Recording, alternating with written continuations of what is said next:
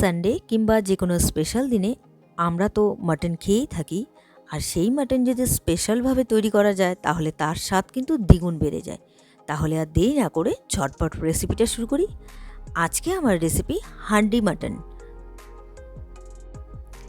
ভিডিওটি সম্পূর্ণ দেখুন ও চ্যানেলটি সাবস্ক্রাইব করে বেল আইকনটি প্রেস করুন, যাতে প্রতিটি ভিডিওর নোটিফিকেশন সবার প্রথমে আপনার কাছে যায়।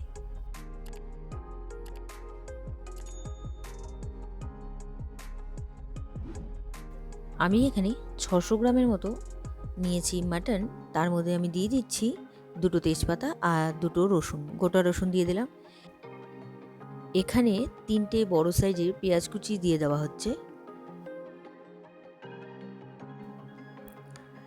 আর দিয়ে দেওয়া হচ্ছে হলুদ গুঁড়ো, লাল লঙ্কা গুঁড়ো, কাশ্মীরি লঙ্কার গুঁড়ো,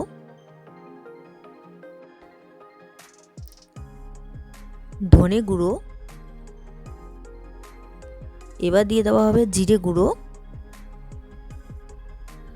গোলমরিচ গুঁড়ো, আর দিয়ে দেবো নুন। আর এখানে আদা, রসুন, কাঁচা লঙ্কা পেস্ট বানিয়ে রাখা আছে, সেটাই দিয়ে দেওয়া হলো। এবার এর মধ্যে দিয়ে দেবো টক দই। এবার এর মধ্যে দিয়ে দিচ্ছি সাদা তেল। এবার খুব ভালো করে মেখে নিতে হবে, খুব ভালো করে মেখে নিতে হবে যাতে মাটনের মধ্যে মশলাগুলো ঢুকে যায়। আর এটা 2 ঘন্টার জন্য রেখে দিতে হবে। আমি কড়াই বসিয়ে দিয়েছি, এবার বেরেস্তাটা ভেজে নেব। মাটনটা 2 ঘন্টার জন্য ম্যারিনেট করে রেখে দিলাম। এবার তেল গরম হয়ে গেছে, সর্ষের তেল দিয়েছি, সেই তেলে পেঁয়াজ কুচিটা ভেজে নিচ্ছি। এখানে 2টো পেঁয়াজ কুচি আছে, বেরেস্তা বানিয়ে নিচ্ছি। পেঁয়াজটা ভাজা হচ্ছে, দেখুন পেঁয়াজটাতে সুন্দর কালার চলে এসছে। এবার আমি নামিয়ে নিব। বেরেস্তাটা তৈরি। হান্ডি মাটন বানাবো, সেই জন্য মাটির হাঁড়ি তো লাগবেই। আপনারা যখন নতুন মাটির হাঁড়ি কিনে আনবেন, সেই মাটির হাঁড়ির মধ্যে অসংখ্য ক্ষুদ্র ধুলো বালিকণা থাকে, যা ভালো করে ঘষে ধুয়ে নিতে হবে। হাঁড়িটা সারা রাত জলে ভিজিয়ে রাখতে হবে, তাতে হাঁড়ির শুষ্ক ভাবটা কমে যাবে আর হাঁড়িতে অতিরিক্ত তেল টানবে না। হাঁড়িটি সারা রাত জলে ভিজিয়ে রাখলে ফেটে যাওয়ার সম্ভাবনাটা অনেকটাই কমে যাবে। আপনারা এই হাঁড়িতে গ্যাস ওভেন কিংবা মাটির উনুনেও রান্না করতে পারবেন। আমি রান্নাটা শুরু করে দিচ্ছি। 2 ঘন্টা হয়ে গেছে, মাটনটা আমি মেখে রেখেছি। আমি গ্যাস অন করে দিয়েছি, গ্যাসের ফ্লেমটা কিন্তু একদম কম করে রেখেছি, মানে মিডিয়াম টু লোতে রেখেছি। দিয়ে দিলাম সর্ষের তেল। এবার আমি একটু ঘুরিয়ে নিচ্ছি, মানে সম্পূর্ণ হাঁড়িতে লাগিয়ে দিচ্ছি তেলটা। আর দেখুন গ্যাসের ফ্লেমটা একদম মিডিয়াম টু লোতে রেখেছি। তেল গরম হয়ে গেছে। এবার আমি ফোড়ন হিসেবে দিয়ে দিচ্ছি এর মধ্যে 4টে শুকনো লঙ্কা আর গোটা গরম মশলা, আর আছে জয়িত্রী।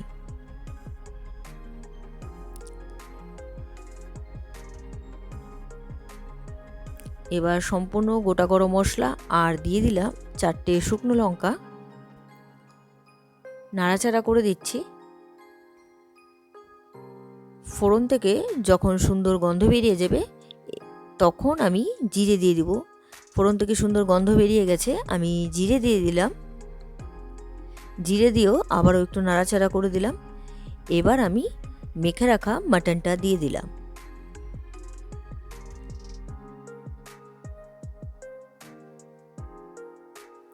একটু নাড়াচাড়া করে মিক্সড করে দিচ্ছি।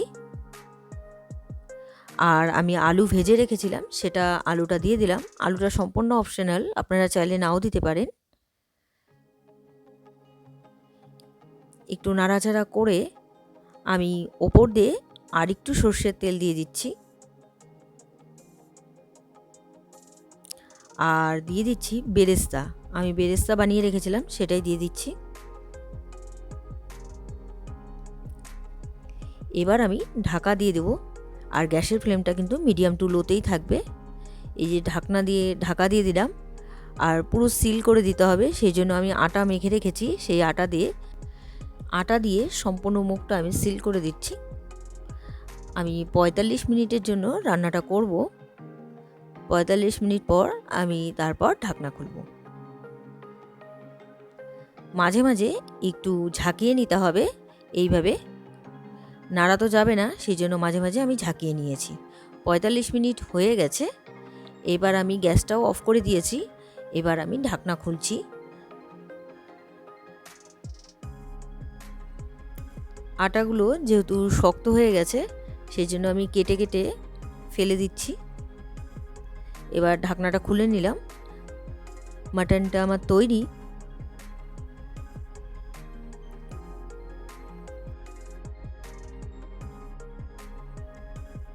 দেখুন খুব সুন্দরভাবে আমার মাটনটা সিদ্ধও হয়ে গেছে আর তৈরি হয়ে গিয়েছে। হান্ডি মাটন তৈরি হয়ে গেল। আজকের রেসিপি হান্ডি মাটন। আজকের এই রেসিপিটি আপনাদের কেমন লেগেছে অবশ্যই কমেন্ট করে জানাবেন। রেসিপিটি যদি আপনাদের ভালো লেগে থাকে তাহলে ট্রাই করার অনুরোধ রইল। আর ভিডিওটি ভালো লাগলে like, comment, share and subscribe করতে ভুলবেন না। বাই।